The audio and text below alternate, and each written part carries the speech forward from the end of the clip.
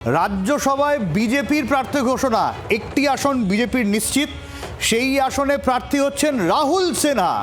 রাহুল সিনহার নাম ঘোষণা করলো পদ্মশিবির। রাহুল সিনহা একসময় রাজ্য বিজেপির গুরুত্বপূর্ণ পদে ছিলেন, তিনি দায়িত্ব সামলেছেন রাজ্য সভাপতি পদে, এবং সেই রাহুল সিনহাকে রাজ্যসভায় পাঠানোর সিদ্ধান্ত নিয়েছে গেরুয়া শিবির।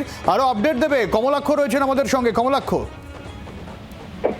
সব্যসাচী, দেখো, বিজেপির কেন্দ্রীয় ইলেকশন কমিটি বা নির্বাচন কমিটি তারা আজকে 2026-এর রাজ্যসভার প্রার্থী তালিকা তারা ঘোষণা করেছেন এবং সেখানে পশ্চিমবঙ্গ সহ মোট 9টি রাজ্যের রাজ্যসভার প্রার্থীদের, মনোনীত রাজ্যসভার প্রার্থীদের নাম তারা প্রকাশ করেছেন এবং সেখানে পশ্চিমবঙ্গের জন্য রাহুল সিনহা তাকে মনোনয়ন দেওয়া হয়েছে। অর্থাৎ রাহুল সিনহা রাজ্যসভার প্রার্থী হিসেবে বিজেপির তিনি প্রতিদ্বন্দ্বিতা করছেন। এখনো পর্যন্ত বিজেপির যেভাবে সাংগঠনিক যে প্রক্রিয়া তা অনুযায়ী সাধারণত কেন্দ্রীয় কমিটি যখন এই মনোনয়ন করেছেন, সুতরাং নির্বাচন বা তাকে বিরোধিতা করার কোনো জায়গা নেই। সুতরাং রাজ্যসভার প্রার্থী হিসেবে রাহুল সিনহাই পশ্চিমবঙ্গ থেকে প্রতিদ্বন্দ্বিতা এবং তিনি নির্বাচিত হবেন সেটা বলার অপেক্ষা রাখে না। এবং তার সঙ্গে সঙ্গে অত্যন্ত তাৎপর্যপূর্ণভাবে সব্যসাচী তোমায় জানিয়ে রাখি যে রাহুল সিনহা বাংলার বিজেপির প্রাক্তন রাজ্য সভাপতি তো বটেই, তার সঙ্গে সঙ্গে তার দীর্ঘদিনের বাংলায় বিজেপির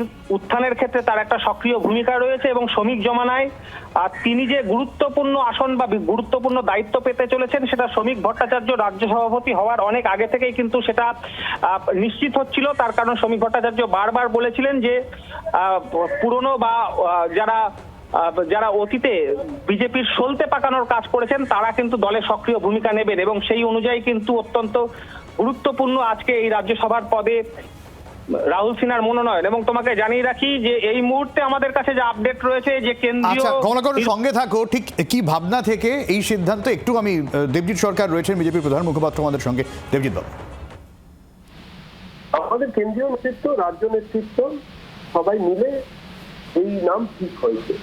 সবাই চেয়েছেন, নেতৃত্ব চেয়েছেন, তাই হয়েছে। রাহুলদা আমাদের অনেক পুরনো বরিষ্ঠ নেতা, রাজ্যের সভাপতি ছিলেন এবং বহু যুদ্ধের ঘোড়া, বহু উত্থান পতন রাহুলদাকে সামনে রেখে এই সীমাহীন আনুগত্য, নেতৃত্বের প্রতি অটুট ভালোবাসা এবং নিষ্ঠা রাহুলদাকে যে স্তরে পৌঁছে দিয়েছে অন্তত ভারতীয় জনতা পার্টি রাজনীতিতে, তাতে এই ধরনের জায়গায় পৌঁছ এটা স্বাভাবিক।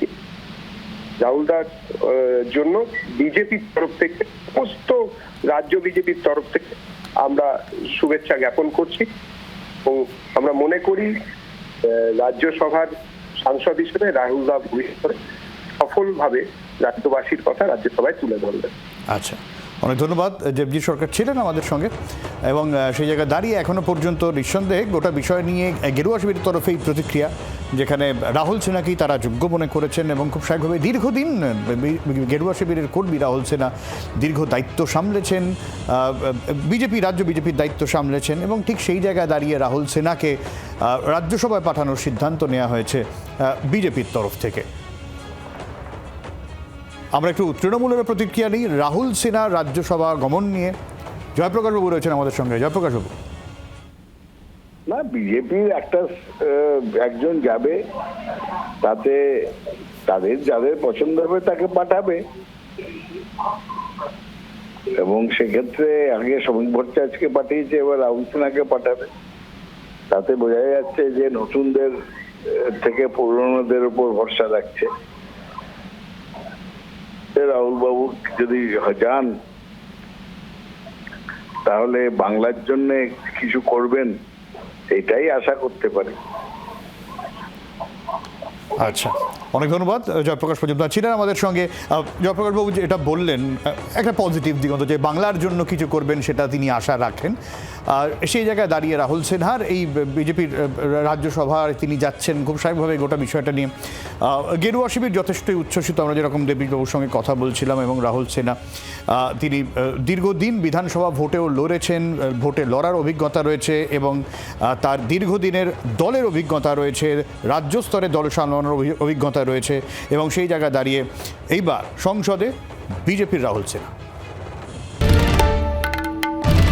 বাংলার আওয়াজ, বাঙালির আবেগ, জি 24 ঘন্টা।